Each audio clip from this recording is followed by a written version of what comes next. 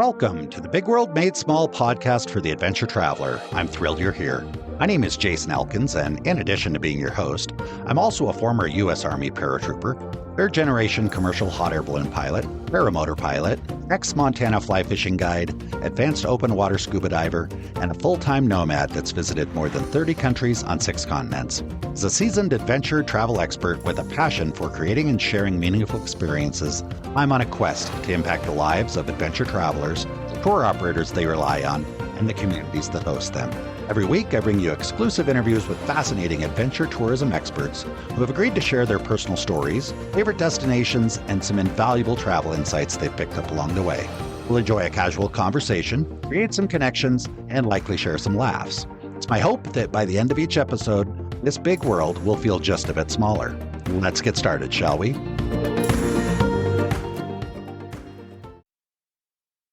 Welcome back, everybody, to another episode of the Big World Made Small podcast. Today, we've got a special guest. I spoke with her a couple weeks ago before we got ready to do the podcast. And then today, when we got back on to start recording the podcast, I remembered that I had met her before in Africa. So had just a moment here before we pushed the record button to reminisce on a trip. And now I'm just super excited to announce and introduce her to everybody. Today, we've got Kasey Austin Morrissey. She's the head of global product for Austin Adventures and Active Adventures, and she's also the president of Austin Adventures, and I'm going to let her expand on that a little bit to help us understand what all that means. Kasey, welcome to the show. So happy to have you here. Yeah, thanks so much for having me, Jason. I'm excited to be on.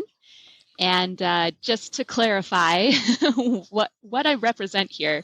So I am the head of global product for 2 companies, Austin and Active Adventures. They merged in 2021.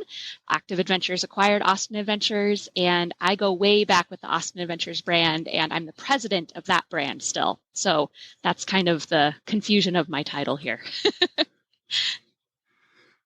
Got it. Well, I appreciate the clarification. I think I had it straight in my mind. I'm not sure it came out of my mouth right, but we kind of knew this was going to happen. We already set the stage for you to kind of explain all that. And we're going to discuss all that and how that all came about. And I would really like to jump in and learn a little bit about you because you have an interesting background. I've spoken with a few people in this industry that have similar backgrounds that kind of grew up in it. You certainly did.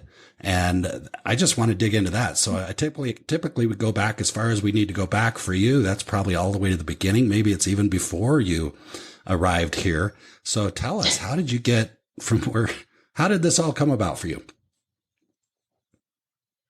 Yeah, great question. I feel like at times I was born into the industry, but that's not technically right, I guess, because I didn't actually even know what adventure travel was until I was about 6 years old, which is when my dad bought an adventure travel business, which was something very new for him. He actually has a background in construction, and that's what he was doing through my formative years as a wee one in Alaska, where I was born. And we moved to Billings, Montana when I was 6 years old and my brother was 4. And my dad and my mom at the time just decided they wanted to go on an adventure travel trip in our backyard at that time, they were going over to Jackson Hole, Wyoming to go on a biking trip with a company called Backcountry Bicycle Tours. And they loved that trip so much. Like, they'd never been on a group travel experience or a guided adventure or anything like that before. And my dad got home and he was so excited about it that he started looking into the business, and he was like, hey, this business is for sale. And he ended up becoming one of 3 part owners in this travel business. So he had no idea what he was doing with travel or being in adventure travel or the risk associated with the business or anything like that. He just dove right in, and it was like a hardcore mountain biking company at the time. So that was really an adventure in and of itself, I'm sure, for my dad. I don't remember a ton about those years other than just not seeing him a lot because he was always out, building the next new trip or testing out a trip or meeting with the guides to teach them what they were supposed to be doing on a trip. And where I really started to get involved in the business was that first year. My dad was like, I want to create a family division of this business so I can actually bring my kids on these trips with me, because what we're doing right now is way too hardcore for kids to join. So he put a little bit of a multi-activity spin on it, and threw in a little bit of horseback riding and some whitewater rafting and less difficult bike rides and less difficult hikes. And I did the first Yellowstone family trip with backcountry bicycle tours at the time, back in 1996. And I've been going on the family version of the tours ever since. So that's kind of how I got my start. That's very, very cool. I'm curious. A couple questions come up. Was he into mountain biking at all? I mean, is the first trip that he went on, was that a biking trip, presumably? Yes, it was. And no, he was not into mountain biking at all. I actually have no idea why he went on this tour other than to just see his backyard in a new way, because he'd never really explored the area before and just wanted to do something a little different. He'd never been on a guided tour, never done small group travel, definitely wasn't into biking. Like, I don't remember going on bike rides in my first, 5 years of life ever. So I think he just decided this would be a neat way to see a place in a new way, and went on a mountain biking tour. And I still remember, like, what he would teach our guides at guide training was like his favorite thing ever from that tour is when he got a flat tire on one of the bike rides, and one of the guides pulled their bike off, and they just took their tire off their bike, swapped it out with his tire, and said, okay, you keep riding. I'm going to fix this tire and I'll catch up with you later. And his mind was blown at that point. I literally think that was like the thing that set his mind into motion. That was like, that was about the coolest thing ever. I would have been sitting here trying to fix this tire for an hour by myself, having no experience with any of this, and to have someone that can just do that and make my experience so much easier. And of course, that combined with showing up and having a picnic lunch ready, or getting back to his hotel room at night and having a little handwritten card from the guides, and even returning home, he had a postcard sitting there waiting for him from the guides. Like, those were all things that he was just like, this business is so much cooler than what I'm doing now in construction. And we still have a lot of those special touches on our trips today, because it really stems from that first trip that my dad took with backcountry bicycle adventures, and then that morphed into the Austin Adventures product today. So yeah. Yeah. I was going to say those little touches really mean a big thing, but they're not so little. They're kind of like, they're big. They are big things. I mean, obviously you made an impression on him that he's still, sharing that with upcoming guides or new guides that are coming into the business. And, okay. That's very, very cool. Now, were your parents both born and raised in Alaska? Okay. So did they grow no. up? I mean, I lived in Alaska. A lot of people grow up there and get into, hunting and fishing and outdoors. And what did it look like for them? Yeah, my dad actually was born in California, but he had a very adventurous side. He was the last born of 6 kids. And so he was kind of like the kid that they didn't really care about anymore. Just go out of the house and do whatever you want. We've already raised 6 kids and, we're tired of it. So he started doing construction really young and made a lot of money that way very quickly, because he liked to get things done fast. And he was very controlling of the crew he was with, and rised in the ranks really quickly with that. But he also loved going out on like the Rogue River. He moved to Oregon and did a lot of work in that area, and he loved rafting the Rogue River, and he'd take all of his friends. And he sometimes claims that was kind of like the beginning of his love for adventure travel, was like these weekend trips that he'd take where it was totally unsafe. Like, no one wore life jackets, and it was, definitely not any kind of a guided adventure that we would think of today. And definitely some interesting close calls I've heard about and things like that, near-death experiences, but they all survived to tell the tale.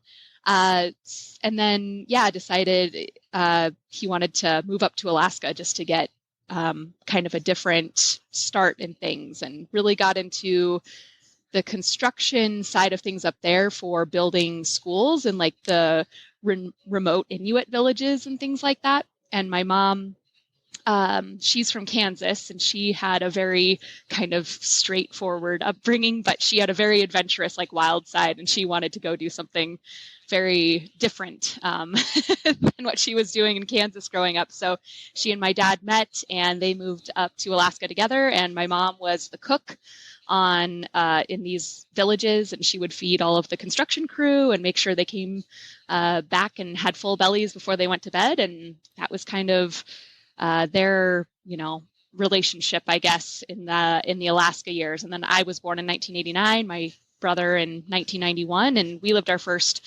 5 years in Alaska after that with my dad doing construction jobs all over the place. And he built the house that we, lived in when I was a baby and things like that. I still have videos of me like hanging from like open beam rafters in the ceiling from my baby, bouncer and things like that. So it seemed like a wild time. I don't have a lot of memories of it, but it was interesting. And I should be clear too that my mom and dad are divorced now.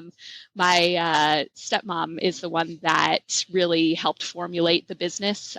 From about the time I was 8 years old, she started in when my dad met her, and she was involved in the family business as well from the time I was 8 on. So I like to make that differentiation just because people connect those two things and think they're the same person, but very different people. So what was your stepmom up to? I mean, what kind of background did she bring into this? Nothing similar to this either. She was working at Billings Clinic in Billings, Montana, just as like a receptionist type person that checks people in for their appointments. So that obviously doesn't have a lot to do with adventure travel either. So, but my dad had started the business by that point and was kind of running it as like a solo parent. The original business was in Bozeman, Montana, which was 2 hours away from Billings, where I lived with my mom and my brother. And so he would literally drive back and forth 2 hours one way to go to Bozeman to work for the day. And then he'd come back at night just so he could see us for an hour or two in the evenings.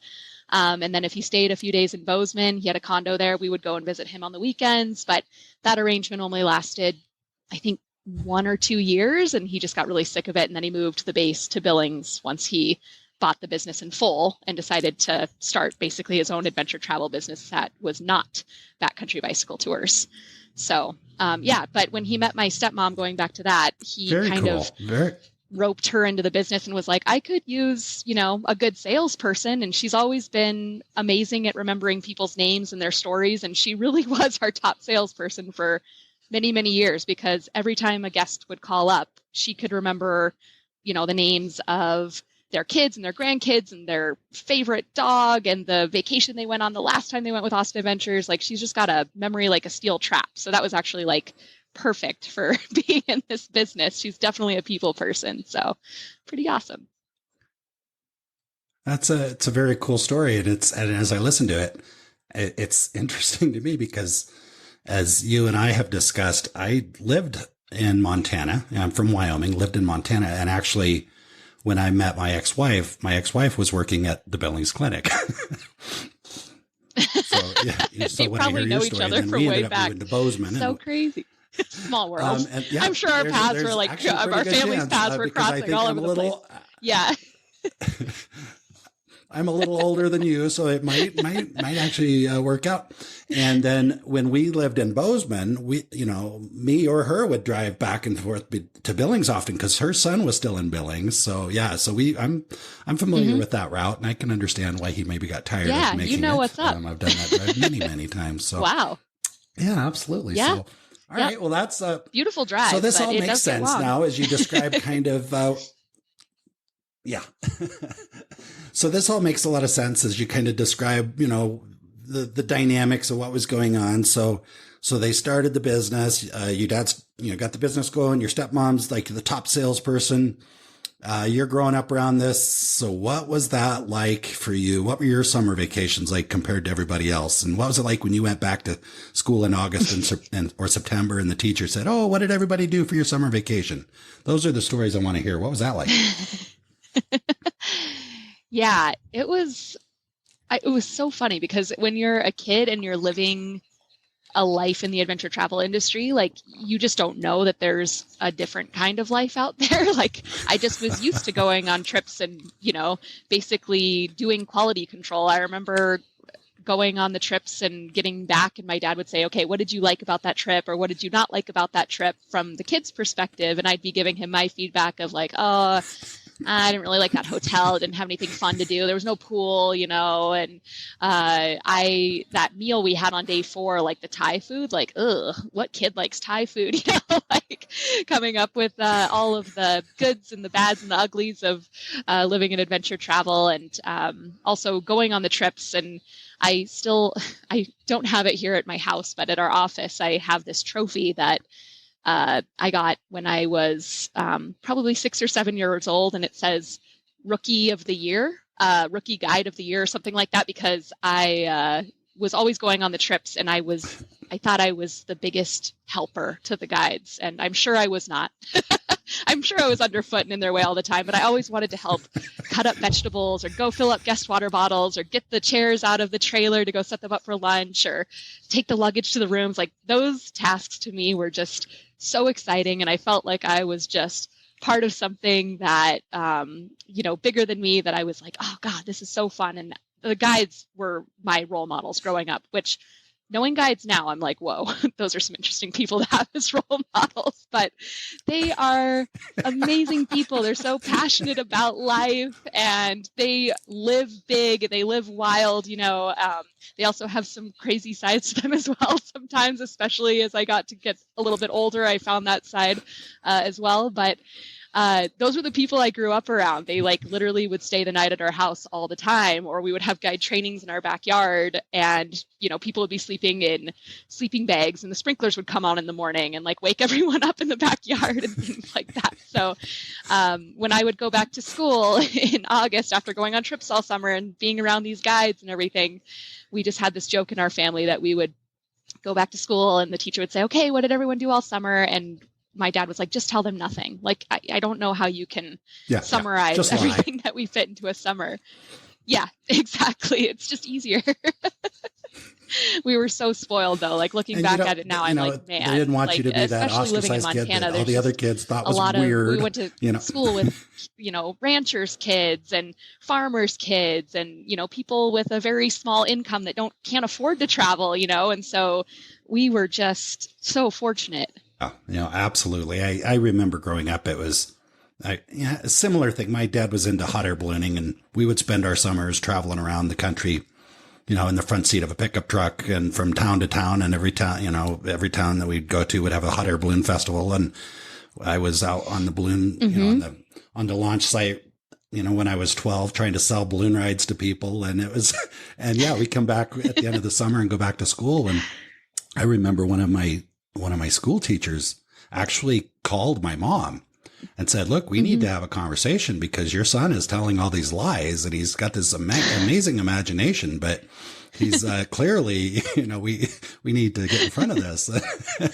And my mom's like, no, that's what they did this summer. That happened. Okay. See, that's why you just say nothing. It doesn't open up any cans of worms with lies or anything like that. Yep. So anyway, so what do you think was... Did you stay did you go right into the business, or did you go do something a little different for a while and then come back, or what did it look like for you? I tried. I tried to get out of the family business. I worked at Austin Adventures all through high school. I did every job that no one else wanted to do. Okay, you pick up the phones when they ring, or go build these boxes for the guides, or go, balance these books with these receipts from the trips or whatever, all the things that no one had time to do. They just put it on my plate. And it was all the grunt work. And that's what I pictured Austin Adventures being like. I didn't know there was a different world where you can forward plan and, just have so much to do with the actual trip product and the operations and teaching the guides and things like that. So I didn't know that side of the business existed. I just saw grunt work that was fun in a way, but it was always you get to the end of the summer and it's okay, thank God I'm going back to school and I don't have to do this job for, until next summer. And then in college, I guided trips during the summers between semesters of school and things like that. But I was getting a degree in elementary education, and my dream was to be a teacher. That's what I told people ever since I was little. I was like, I want to teach in the wintertime, and I want to guide in the summertime. Like that was my dream job forever, ever since I was little. And so that's what I went to school to do. I suspect you met a few people that did that as you were growing up. Yes. Because yeah, definitely. Guiding, oftentimes common. You have school teachers that become guides in the summer or guides in the summer that becomes ski instructors. It's like either teaching or ski instructing or maybe lift operating, especially in Montana. Yep. Good old lifties. But so I had watched a lot of, obviously a lot of guides go through that same lifestyle. And I was like, man, that is like the best of both worlds. Because I have always loved kids and teaching people and that side of things. So I was like, I get to use that while I'm guiding, but then I can also use it in the wintertime and keep that up. So I just thought that would be the coolest lifestyle ever. And to have, the summer off a little bit just to be able to go and do adventures of my own and things like that. So I got through the summer of 2011, and that was like my last full season of guiding that I did down in the Tetons and Jackson Hole. And I kind of didn't apply for any teaching jobs that whole summer because I was just having too much fun guiding. And I made it to the end of the summer, and I was like, oh, okay, I have no job now. And it was the first time in my life that I had no plan. I was like, I don't have to go back to school. I don't have a job lined up. Like, what do I do? And, I could have just said, I'm going to go travel, or I'm going to, go substitute teach. That was one of the directions I was thinking about going. But my dad immediately swooped in and was like, well, until you decide what you're doing, why don't you just come and, have this role in the business where you handle our operations for us, just on a minimal level. Like, you're not going to be fully in charge. It's just a kind of stepping stone. If you want to grow in the business, you can, but you don't have to. Like, he was very good about not pressuring me to have to do anything, but I was like, why not? I'll do that until I at least figure out what I'm doing with teaching, and I can get out anytime. He also promised that I could have 3 months off each year, 6 months on in the office prepping for the upcoming season, and then 3 months of guiding. So that was like the original deal. And I was like, that sounds sweet, actually. So I got into the business. My first week was spent helping move offices from one office to another. My second week was spent at the ATTA event in Chiapas, Mexico. So that was an exciting introduction to the adventure travel world. And then I just dove in from there. I never saw those 3 months off a year. Like, that never happened from that point on. And I never guided 3 months in a row either, although I did do a lot of guiding after that. So I just ended up in this full-time office role, but I found myself really loving it because I just didn't realize like how much goes into operating an adventure travel business and like actually being in charge. And my first job at age 22 was managing our guide team, which was interesting because our guides were all older than me then, and trying to manage a bunch of guides in their 20s and 30s was really interesting coming from this young girl. And I had very much a baby face at that time, and I looked like I was like 12, managing this guide team. But my dad always taught me that you have to work harder than anyone else if you want anyone to, believe that you have what it takes to be in this position, compared to someone that we would just hire from outside. So that was something that was instilled from me in a young age, is that I have to work 10 times harder than everyone else and show everyone that I can run circles around them doing this job, just because that was my upbringing. And it is true in a way, kid.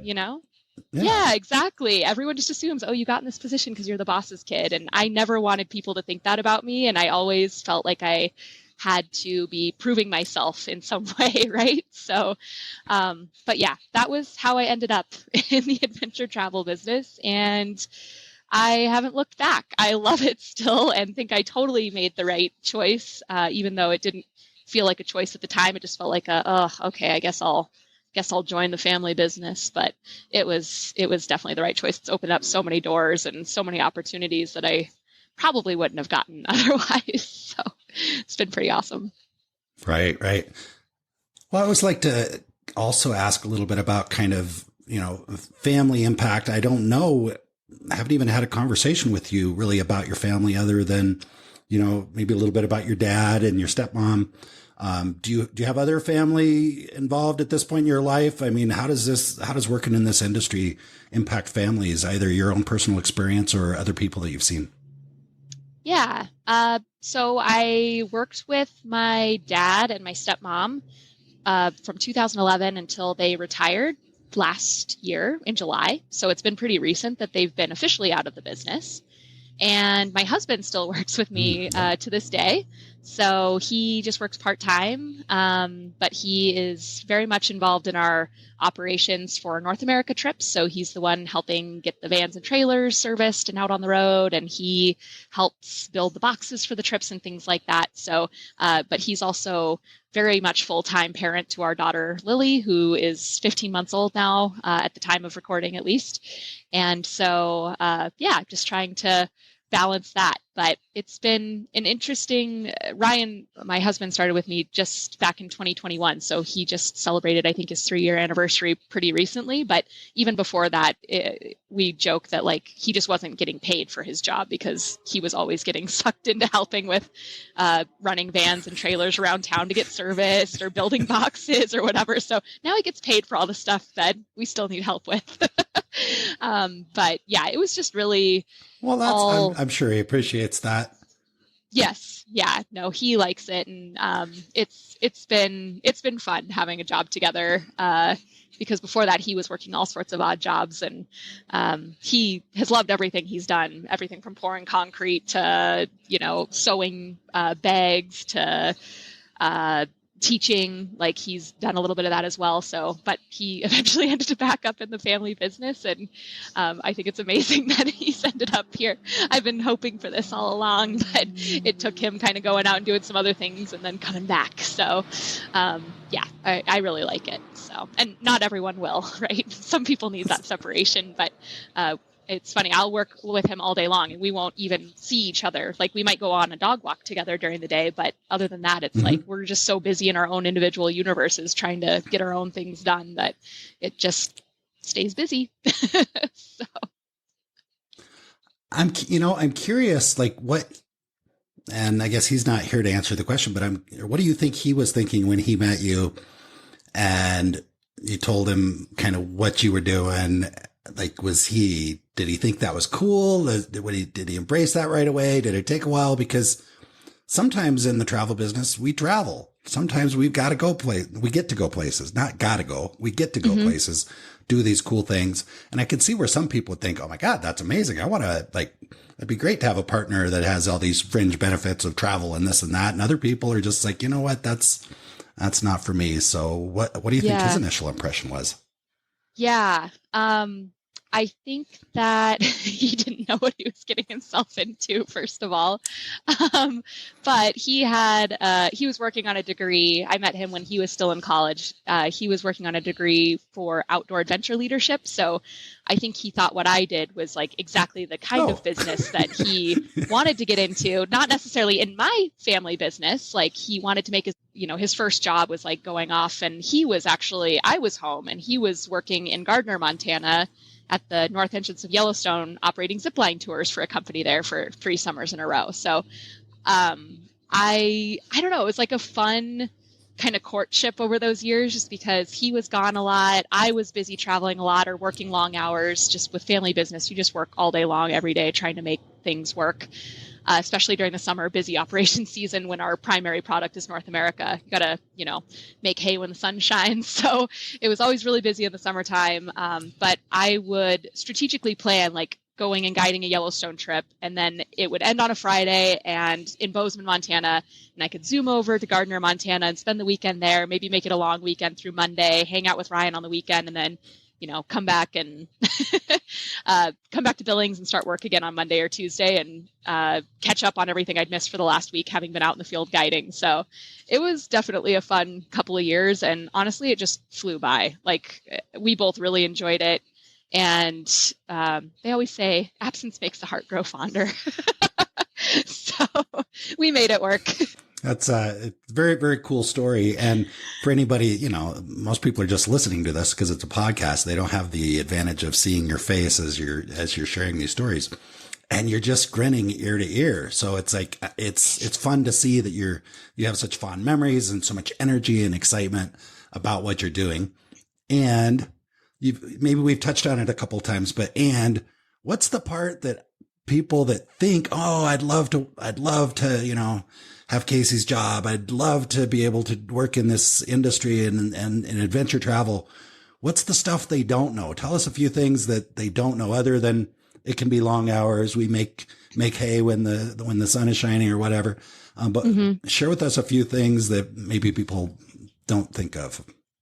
Yeah. I think, like, for Ryan entering into the family, I don't think he realized that, you know, every conversation that our family had would revolve around the family business. Like, there literally was nothing else. So every night it was like client stories or what's the latest challenge at work. And like, there just is no separation in a family business between life outside of the family business and the family business itself.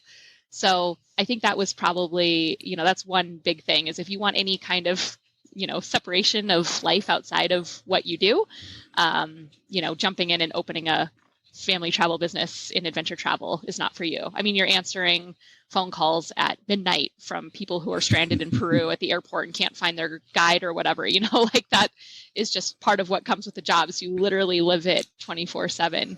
And it comes with so many amazing perks, but there are also lots of big challenges just with like the risk side of the business. Like, people get hurt and people die sometimes in adventure travel. We've fortunately, knock on wood, have never dealt with a death in the adventure travel side of the business with Austin Adventures.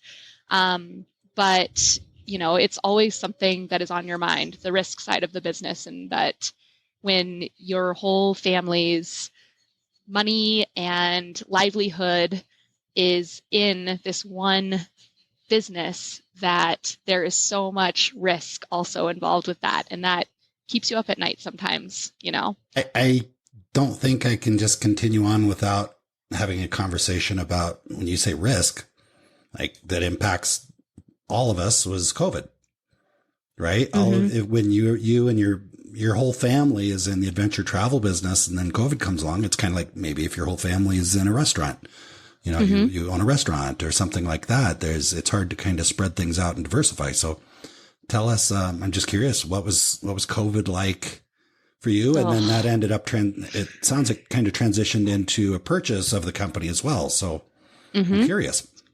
Yeah. Leading up to COVID, those were some really good years in adventure travel for a lot of businesses. It was like the boom years. I feel like 2017 through 2019 were so good to Austin Adventures. And so we were flying high. My dad designated me as president of Austin Adventures in 2019. And we were very much running the business alongside each other, had a lot of money on both sides in the business, and just had put basically all of our eggs in one basket. And COVID hit. And I just remember that was the most heart-wrenching experience I think anyone in my family had ever had. It was rough. God, those first days when people were starting to call and ask questions, like, what do you think about COVID coming? It was like, oh, no, it's fine. Like, just stay the course. Your trip will operate without a hitch. It'll be fine. Like, we take all the safety precautions. Like, this is way over on the other side of the world. Don't worry about it. And then, you know, the first cases started appearing in America, and people were really starting to panic. And I mean, everyone saw the news of what was going on, of course, so everyone lived it in their own different way. But I just remember panic attacks of, like, my dad having panic attacks. And not many people know this, but on April 4th, which was my birthday, he had a heart attack. Oh. Because of the stress. And it was so scary. But it just, and he made a full recovery and everything, but it was awful, you know, and a lot of that had to do with just, like, that was still very early on in the pandemic, but he was so freaked out, and, you know, that obviously trickled through to everyone else in the company. But especially to the family members, my stepmom and me, and my husband at the time was definitely our support system. But yeah, that was just, it's hard to even describe. I know you can, like, hear it in my voice right now, but that was really, really scary. And we, made it through to the other side. We actually kept running trips all during the pandemic. We were one of the only companies that didn't completely shut down. And one of the amazing things about my dad is he's always treated employees like family, and he wanted everyone at the company to keep working. And that was amazing to just see him come back from this heart attack and dive right back into the business, because of course there's no rest days, right? And we kept everyone on. If anything, sure, we weren't making any sales, but we still had to process a lot of cancellations, right? So, and keep moving people's trips down the line so they could travel in 2021, hopefully, or 2022, if that's what they felt more comfortable with. And just trying to, there were so many conversations with people just about, what do you want to do?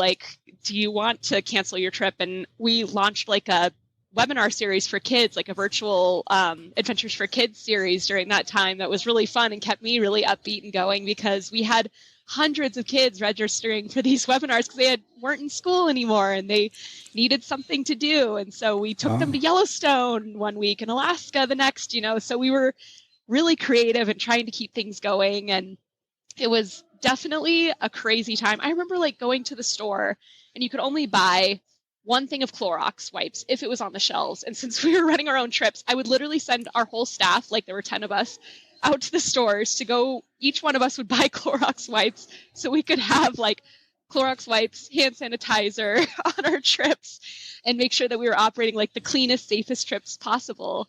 But it was just such a wild summer.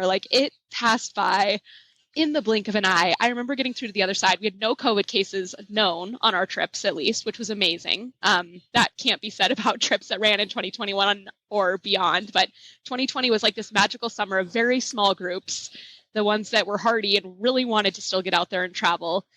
And just us basically holding our breath all summer, hoping no one would get COVID on our trips, because we didn't know what the outcome was. But it was a small family business. So we were taking a risk just continuing operations, because it was let's just run a couple of trips. Most people canceled, so it ended up being just their family and the guide or whatever. And we were still, it kept us busy too, and our minds off of everything that was happening. So yeah, but that obviously made us decide, or, really look at our choices. We got approached probably by 20 different companies during COVID, because we were still running trips, and there were a lot of companies struggling that wanted to run North America trips, because that was where Americans were traveling, and that was where a lot of their business laid, was with Americans. And we have always been really good at running U.S. national park trips and Canada national park trips, and that's kind of been our bread and butter forever. So we got approached by a lot of companies during COVID asking, can you run our trips for us? White brand them for us or run them under your name or whatever. We just want to run trips. And so we did a lot of due diligence with companies. We saw this as an opening to have either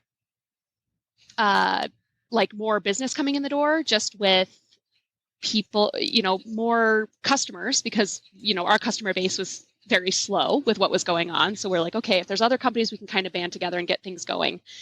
Or there could be the possibility of a merger or an acquisition at some point, just because my dad even in 2019, he was trying to look for a retirement plan and an exit strategy, and he wasn't sure exactly what it was. And I had told him, I would love to stay on and run this company, but I don't feel comfortable with the financial side, even before 2020.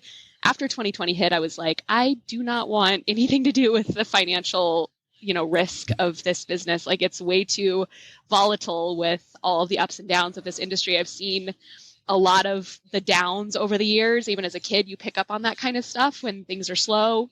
9/11 happened, when I was still a kid. I was in 8th grade when that happened. And I remember the travel business just tanking at that point.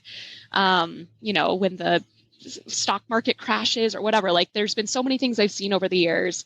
And we've been a really, privileged company in that we operate in a lot of different areas. So if one area closes down, Africa isn't running because Ebola is on the rise and people are freaking out about that. We have other places we can run.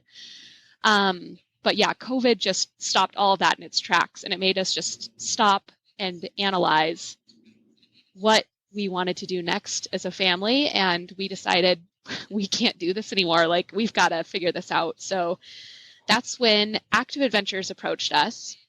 Active Adventures is a New Zealand-based company based in Queenstown. And they were very similar to us in their values and the way they ran their trips. It was actually my husband Ryan and I went on an Active Adventures trip in 2019 and celebrated the new year of 2020 in New Zealand. So it was the last trip I actually took was an Active Adventures trip before the pandemic hit, which is really random and just like so fortuitous that this actually all ended up coming back together. It was probably my favorite trip I've ever been on. We had such a good time with the best group ever, loved New Zealand, had great weather, awesome activities. Like, everything about that trip was perfect. And maybe it's just more perfect in my mind because it was the last trip I took before the pandemic. But it was amazing. So the fact that these guys approached us, I was just like, oh my God, they run an amazing trip. Their company is awesome. Like, I can't imagine a better fit. So we came together in October 2020 and started running a couple of Austin Adventures tours for Active Adventures. They sent one of their guides over who lived in the US to be a brand ambassador for Active, and they loved the relationship too. So it took another 9 months or so of lots of back and forth by my dad and I saying, because they approached us and said, can we buy you guys? Like, we would love to acquire Austin Adventures and expand our North America base. They had North American customers too. So they wanted to combine forces and have a new North America product that they didn't have before. So it would just be expanding their business. So we talked long and hard about it. We went back and forth a million times. And eventually in July of 2021, we both signed the contract and said, yep, we're doing this. We're going to have Active Adventures acquire Austin. And it was a chance to breathe easier immediately. And I still think it was the best choice. Like, even though I miss the days of like the craziness of the family business, I think it was the best choice we could have made for our family. And it allowed my dad to have his exit plan. It allowed me to settle down and have a family because I was working, 60 to 80 hour weeks every week. And there was no coming up for air from that. I don't know how I was going to exit out of that. But I just remember talking to our CEO, Wendy, and one of the first things she said to me is like, how are you doing everything you're doing? Like, we need to hire more people and get you more people, and you need to learn how to delegate, and we need to get you a better work-life balance because you are going to crack. And I was like, I already have cracked. I've been through COVID. Like, I'm just operating like a crazy woman at this point, and there's no going back, But she has really helped guide me into a world where I can work like more of a 9-to-5 schedule, and I do rely on other people more, and I do know how to delegate, and that has taken some learning over the last couple of years, but honestly, it has been so good, and it has allowed me to like be able to turn off at night a little bit. At least I still think about work all the time because I love what I do, but I can focus on our daughter and our dogs and going out on a walk and not feeling like my phone's going to ring every 2 seconds because there's other people that can handle crazy stuff that comes up in the business too. So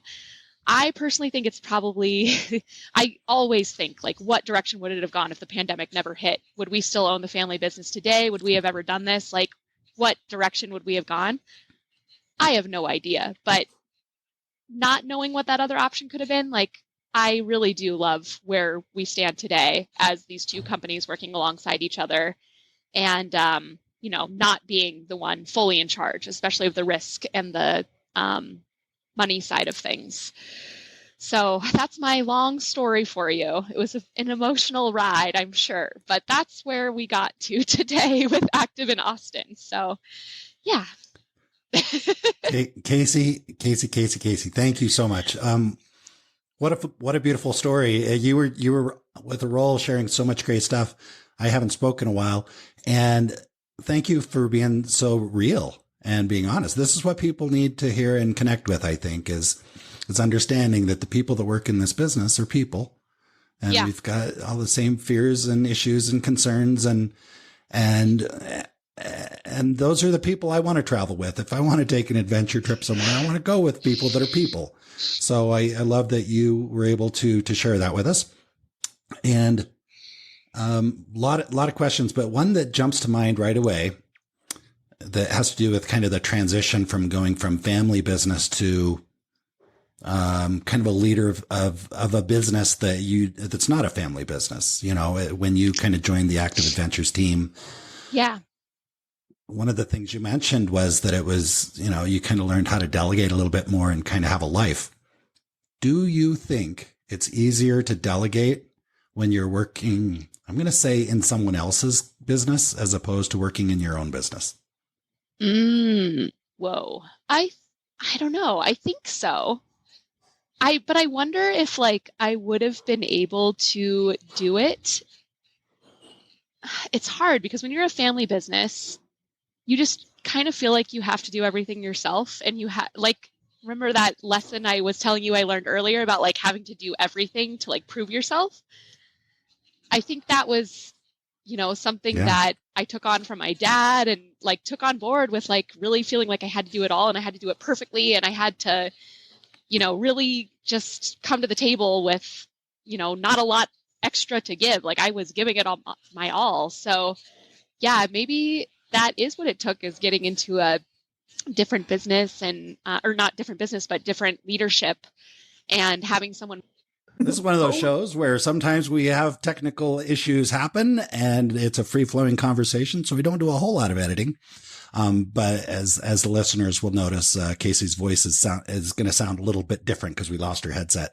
And Kasey, the question I had asked you was, you know, you'd mentioned that as you became more of an employee, I guess, you were able to learn how to delegate more, actually have a life, still probably accomplishing a lot of amazing, great things for Austin Adventures and Active Adventures. But what do you think? Do you think it's easier to learn how to delegate when you're not the family-owned business where you don't feel like everybody in your family is going to, you know, sink or swim based on what you do on any given day? Yeah, it's a good question. Yeah, I think I was talking earlier about how, as part of the kind of family business mentality and the lesson that my dad instilled to me, which he literally would tell me, like, you have to work harder than anyone else. So I think you take that on board as a kid and as a young adult, and you think, I have to do everything myself. Like, I can't delegate this because I have to figure out how to do this myself, and no one can do it as good as me, you know? And it's such a selfish mentality because there are so many people who do such amazing things in this business. And if I've learned anything about coming together with Active in Austin, it's that we have this incredible team of people that can do incredible things that I just had no idea, because I had the trust, I guess, in my team back in the family business days, but there was like this nucleus of the family business, and we really took a lot of things on ourselves because we didn't want to trouble other people in the business, or, you know, felt like we needed to prove ourselves, or whatever the reason was.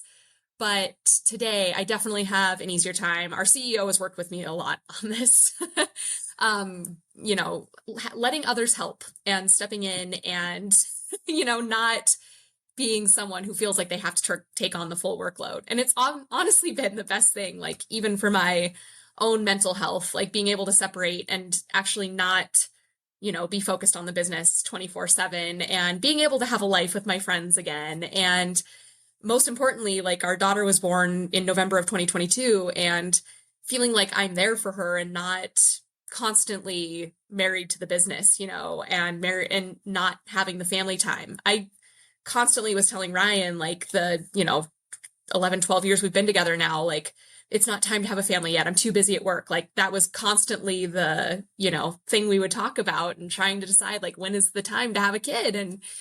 And so we merged together as businesses in 2021, July.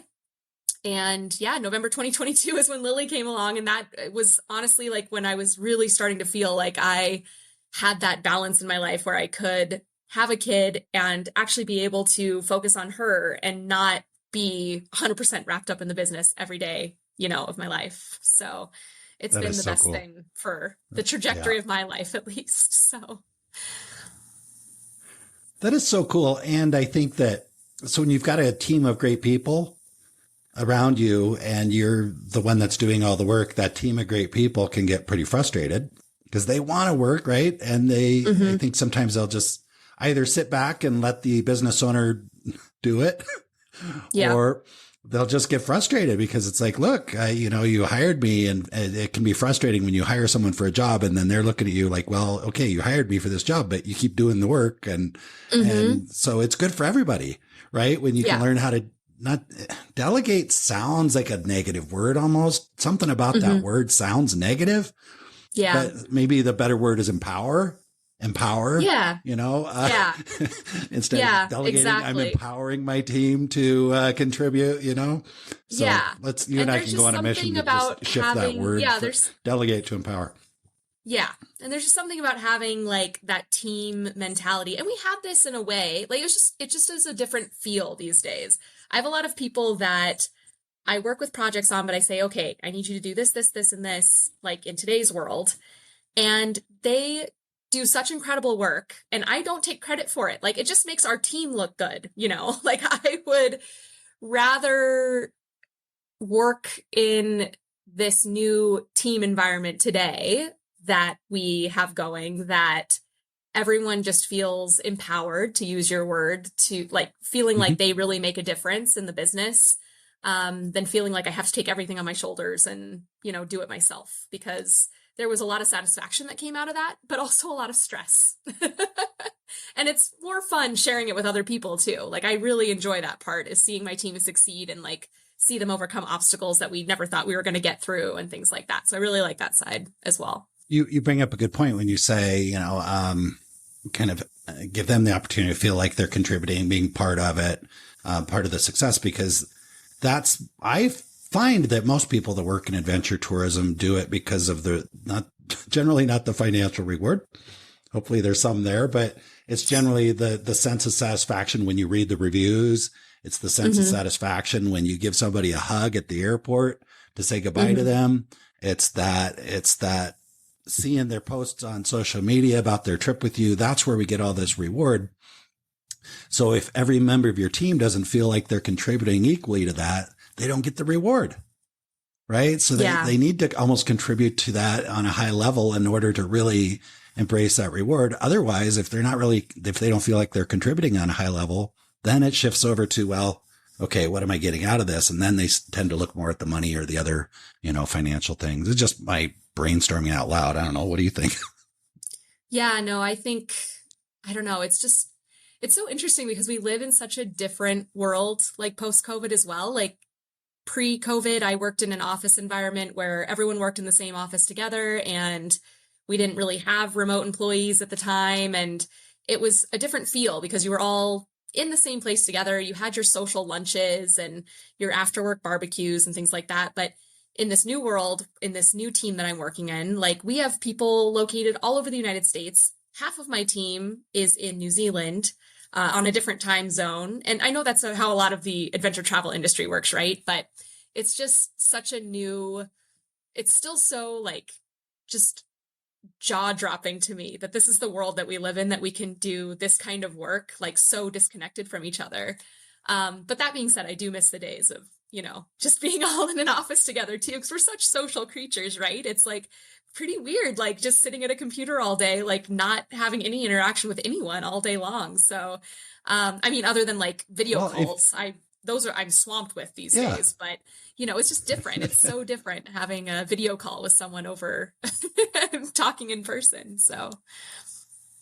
Well, and Kasey, if you think about it, the people that generally are drawn into adventure travel, into this type of work, are people, almost by definition. They're people, they're outgoing, they're social, they're interactive. They derive a lot of their benefits in life just from being around other people. So then you take that type of person and they're working from home, for a while at their kitchen tables. Now they probably have a room somewhere, but that's a challenge. Whereas opposed to like, if you're a computer programmer, and I'm not knocking computer programmers, but maybe the type of person that's drawn into being a computer programmer or an accountant or an engineer may be perfectly happy. Hey, finally, I can work alone. I can get stuff done. I can, sit in a dark room somewhere and write code all day, and I'm so much more productive, and I don't have to get in the car and go to work. And then there's people like you and I, they're like, where'd everybody go? Yeah, right. Where's the party? I miss my peeps. So, So true. I'm with you. Most of my time in the adventure travel space was, sitting with my colleagues right next to me. My whole team was right next to me. We overheard each other's conversations. There'd be a 5-minute sales call and it'd be 20-minute recap conversation about the totally. sales call Just and what we all would learn. everything. And it was amazing. It was really, really cool. Yeah. Different worlds that we live I'd be sitting there listening to one of my colleagues talking about something, and I would come up with an idea for a new trip based on hearing what they're talking about. Yeah, they'd get off the phone. I'm like, I heard you say something about this. What if we do that? What if we do this? And then we'd talk about a whole new itinerary, and within a few days, I'm working on a new itinerary, and it was pretty cool. So there's a lot of like sparring off of each other when you're in that office environment that just doesn't happen. And even just like learning, like, a sales team, like we used to have them all in one central unit in the billings office where, they would say something wrong on the phone to a guest, like that horseback ride. Oh yeah, that's super easy or whatever. And then someone else they'd get off the phone and be like, that is not an easy horseback ride. Like you are going up a mountain and it is not like riding it around in a ring, like you were describing to that guest on the phone, and there's just so much learning that comes from, talking back and forth. So post-pandemic, like we've really had to come up with new strategies for like training and teaching people like about our trips, because there was so much organic learning that you did pre-pandemic sitting in an office together. And now with everyone in their own homes, I mean, we have a couple of offices as well. So there is a little bit of that with Austin and Active, but the majority of our sales team work from home. So they really have to, do a lot of studying on their own, and they have to get out of their comfort zone and ask questions if they don't know something. And there's definitely no calling out on, oh no, that was what you said was wrong. Like, and there's a lot more trust that you have to put into employees as well, which is, I think a good thing. A lot of people get a lot of good things out of working from home and remote work, but it's just a completely different universe. I honestly can't imagine what it would be like being in this universe now with still having our family business. I don't know how well we would have adapted, but, we've been forced to adapt these days, especially since we have teams in New Zealand, teams in South America, teams in the US and all over the place. So it just is what it is, but it's great. I mean, it's amazing that you can stay so connected with everyone. And I suspect that contributed to your learning how to delegate too, because you can't do things the way we used to do things. So it forces you to learn how to do new things. And when you're not sitting in the middle of a room full of your salespeople, listening to every conversation and taking responsibility for everything they say, or teaching them everything they don't know, or this and that, it's one mindset where when they're off, in 3 different cities doing this, you have to kind of let go a little bit. And then there's the flip side. There's people that are traveling the world. I don't know if you have any employees working for you that are out traveling. So I'm doing the digital nomad thing.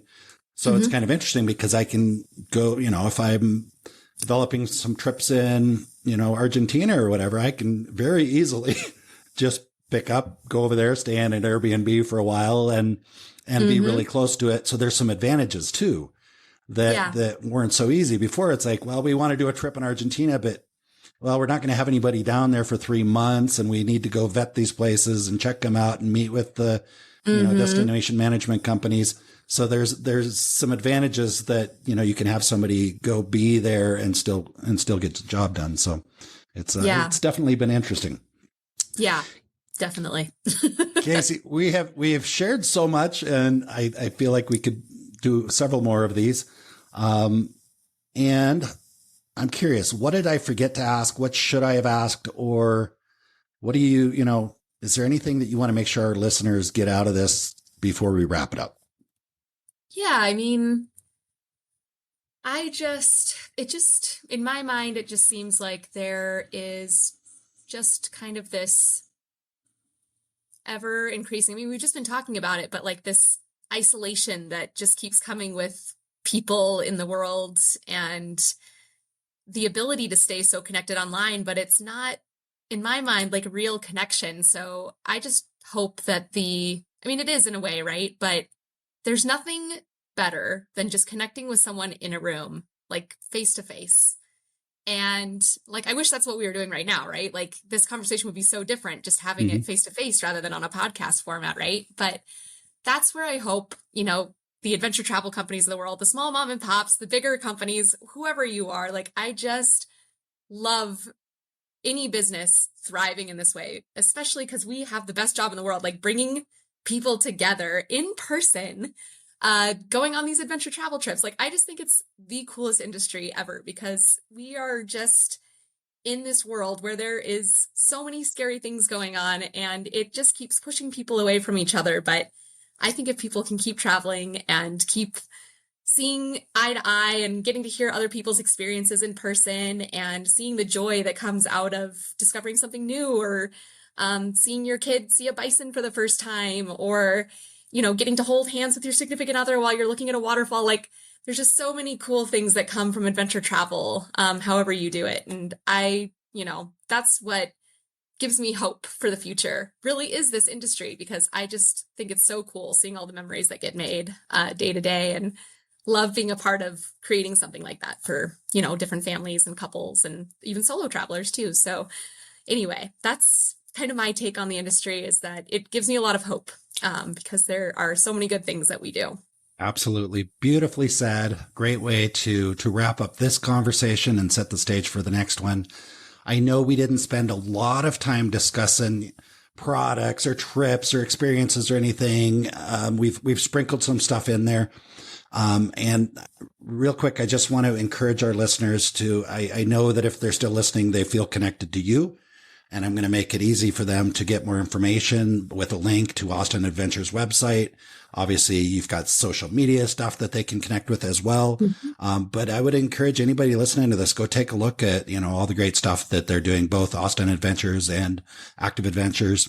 And just go do something. Just get up off your ass. Get out there. Not that anybody's on their ass, but if you're on your ass, get up off your ass. Go do something. Connect with people because like Kasey said, it's just such an important thing. And so many of us missed out on that for a while. And you heard her, Kasey, I heard you, talk about your dad. Well, life, we don't know, life isn't always there when we think it's going to be there. So don't wait. Don't take it for granted. You even said about having a baby.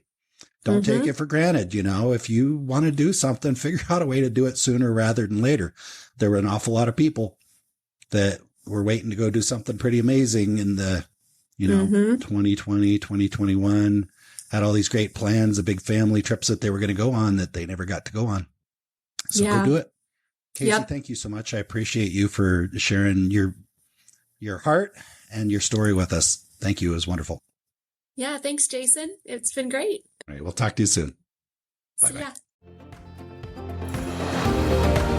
I trust you enjoyed listening to the conversation as much as I enjoyed recording it. If you're enjoying the Big World Made Small podcast, please take a moment to tell the algorithm by subscribing and posting a review so that others can benefit as well. I also invite you to take a quick trip over to bigworldmadesmall.com and join our private adventure travel community to receive new episode notifications, special access to our guest experts, and perhaps even some exclusive partner offers that we haven't discussed on the podcast. I'll publish another episode soon. Until then, keep exploring. It's the best way to make a big world feel just a bit smaller.